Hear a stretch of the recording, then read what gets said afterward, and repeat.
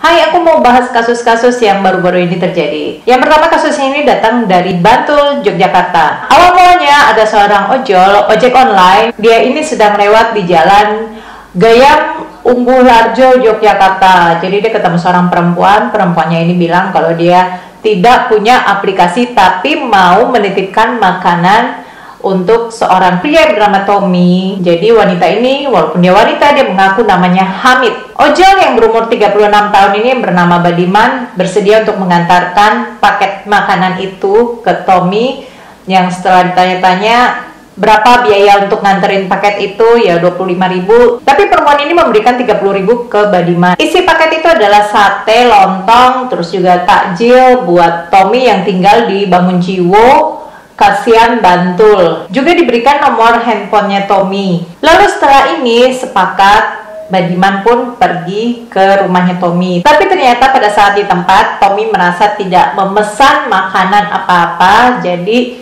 mereka menolak. Tommy dan istrinya ini menolak. Akhirnya Badiman pun pulang ke rumah karena dia juga tidak tahu harus mengembalikan paket itu ke siapa. Jadi rencananya Badiman dia akan makan bersama keluarganya pada saat buka puasa nanti, simpan di kulkas. Terus saat berbuka mereka makan. Tapi tidak disangka anak dan istrinya usai menyantap itu muntah-muntah dan segera dilarikan ke rumah sakit. Di rumah sakit itu Nabah, si anak, meninggal dunia setelah beberapa saat kemudian. Sementara sang ibu sampai saat ini masih menjalani perawatan medis. Memang kalau dilihat dari sini ya, kasus ini bisa menguap begitu saja karena pelaku tidak memesan lewat aplikasi resminya. Jadi ya di situ kesulitannya, ini siapa yang memesan nggak tahu. Jadi sebenarnya kunci masalah ini terletak pada Tommy. Karena ini adalah rencana pembunuhan yang mau dilakukan, yang mau ditujukan ke Tommy. Sayangnya yang kena orang lain. Jadi bagusnya Tommy ini juga ikut bekerja sama. Dia juga memberitahu siapa orang yang punya niat buruk kepada dia, atau siapa tahu dia punya ada sengketa atau ya masalah dengan orang lain yang membahayakan dirinya. Karena dari sini bisa terlacak siapa pelakunya, dan semoga dia bisa segera ditangkap. Oke, lanjut ke kasus berikutnya. Jadi udah pada tahu kan kalau ada cerita babi ngepet yang saat ini sedang trending. Ya gue juga nggak menduga sih kalau ini mitos lama yang orang tuh masih kayak seneng ngikutin. Gue juga wow, zaman industri 4.0 itu gimana ya. Tapi orang masih ya ada juga loh yang percaya kayak gitu. Jadi kenapa sih bisa ada cerita babi ngepet? Taunya asal mula babi ngepet ini adalah tindakan pesugihan yang hanya dilakukan pada malam-malam tertentu, butuh 2 orang. Dimana biasanya suami istri dengan suami yang menjadi babi dan istri jadi pembantunya. Si suami ini jadi tuan dan istri jadi pembantunya. Nah, terus udah gitu disertai sesaji juga yang isinya kayak kembang taman, minyak wangi, kopi pahit. Kenapa harus kopi pahit? Terus juga ada jajanan pasar. Ada kopi, juga ada jajanan. Kalau gue udah langsung habis. Ya gitu deh. Sampai juga disediakan baskom yang diisi air. Terus di tengah-tengah baskom ini ditaruh lilin atau lampu sentir. Jadi si tuan ini, si suami ini, dia akan menutupi dirinya dengan kain hitam. Dan lama-lama dia akan berubah menjadi, nanti dia akan pergi keliling kampung. Terus dia akan gesekin badannya ke tembok atau dinding rumah. Terus uang dan perhiasan milik korban ya, yang pemilik rumah itu akan entah gimana caranya bisa terambil dan ada di kain hitam yang tadi buat bungkusin dia. Jadi si bab ngep ini harus cepet-cepet pulang ke rumah sebelum fajar. Ya ibaratnya kayak Cinderella gitu ya. Kalau enggak nanti dia bisa berubah, orang jadi tahu, oh lu bab ya. Nah nanti si mbak ini, si pembantunya ini alias istrinya dia tuh harus tetap di rumah. Dia harus menjaga lilinnya tetap nyala. Jadi kalau dia ngelihat lilinnya itu redup atau goyang, ya berarti si tuan sedang ada masalah. Dia harus cepat tiup itu lampunya. Kok lampu?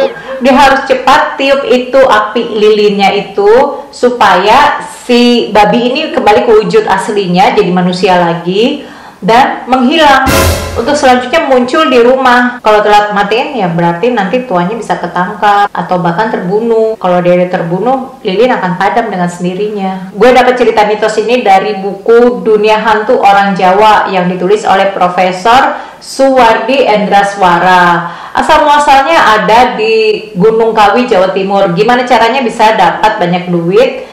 Terus sama si Kuncen ini dibilang kalau mau minta duit ya tumbal dulu. Ya biasanya yang menjadi tumbal ini adalah orang yang disayangi, anaknya, biasanya sih begitu. Terus nanti mereka tuh dikasih makanan kotoran dari babi, terus disuruh makan. Oh no, setelah makan nanti akan diberi petunjuk.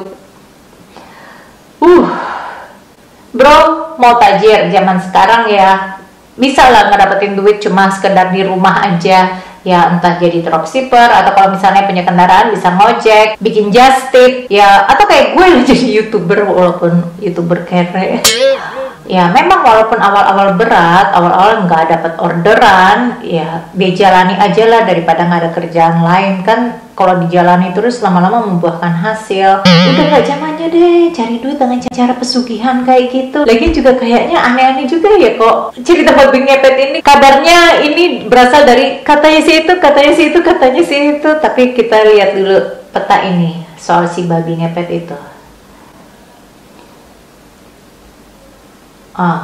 Lihat nih, kalau di peta itu kawasan hijaunya masih banyak, dan apalagi ternyata di sini ada kayak tempat hewan ya, bisa jadi itu babinya memang keluar sendirinya kan dari tempat hewan ini, terus ditangkap deh buat cerita. Ini babi ngepet, siluman, tentunya beneran babi, gimana, haram deh. Terus kemarin juga dibilangnya yang nangkep ini ada 8 orang. 8 orang ini bugil tanpa busana. Katanya kenapa harus bugil karena Kemarin ikut nangkep nggak? Saya?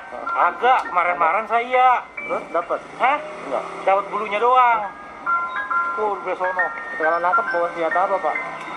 Bambu kuning doang. Sono, samping rumah. Emang itu katanya. Kenapa, Itu. Pak? Hah? Kenapa kok bambu kuning? Itu katanya buat antinya dia supaya nggak bisa ngilang kalau digebuk pakai bambu itu. Terus kalau telanjang kenapa, Pak? Kalau telanjang itu supaya dia melihat supaya lemes. Jadi seolah-olah kayak ada kembarannya gitu. jadi ya ini kenapa ya 15 orang yang ada di lokasi, 15 orang yang ngelihat kejadian itu tidak bisa ngerekam. 15 orang nggak punya handphone. Zaman now ya, kalau zaman gue dulu sih nggak punya handphone sih wajar ya, apalagi handphone termasuk barang mahal, terus juga belum handphone nggak ada kameranya. Tapi kan sekarang semua handphone ada kamera. Sudah habis dari sini. Mau gue sambung lagi cerita ini tapi kayaknya nanti takut kelamaan. Gue masih mau bahas cerita yang gue janjiin kemarin tentang si Aulia Kesuma. Kamu tunggu aja ya. Semoga kamu enjoy dengan videoku ini. Jangan lupa like dan subscribe supaya kamu gak ketinggalan video-videoku selanjutnya. Karena aku upload tiap hari jam 10.30.